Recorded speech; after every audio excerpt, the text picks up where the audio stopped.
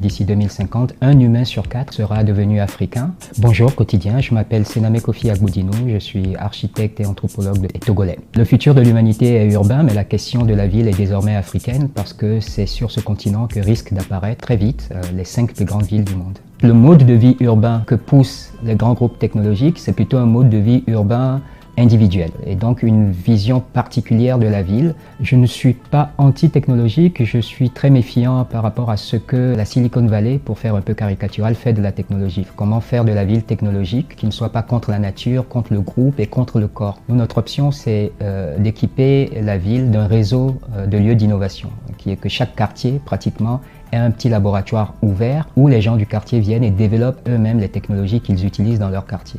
De sorte qu'on basculerait d'une proposition qui est celle de la Silicon Valley d'un capitalisme digital vers un collectivisme digital, où les technologies sont développées localement. On a la prétention, depuis des laboratoires d'innovation qui sont éloignés de nous, de développer des technologies qui irriguent la ville.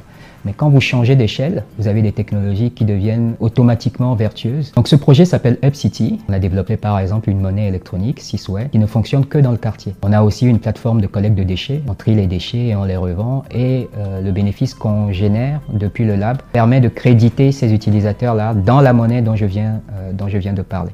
Donc dans ce modèle de ville idéal, on est riche du service qu'on rend à la ville. Moins vous jetez de déchets dans la nature, plus vous gagnez dans la monnaie de la ville. Plus vous donnez du temps dans les potagers urbains pour aider à faire pousser des choux, des tomates, des carottes, plus vous êtes riche. Très radicalement, le projet, c'est de voir si on peut recréer des conditions du village dans la ville. Aujourd'hui, on n'a plus qu'un seul laboratoire, donc un petit territoire d'un rayon d'1 kilomètre autour de ce laboratoire où on teste nos idées un peu folles. C'est un petit territoire d'à peu près 5000 âmes. On est une soixantaine dans la communauté à fréquenter le lieu assidûment et à se pencher sur toutes les technologies. Souvent, les projets de Smart City qui sont présentés en Afrique sont archaïques parce qu'on ne nous montre jamais les technologies, on nous montre plutôt des images de villes futuristes, de grandes tours. Alors si j'avais une critique à faire à la projection de la ville de demain que fait Black Panther, c'est qu'elle est, en réalité, ils sont dans une espèce quand même de folklorisme. Il y a un fantasme africain,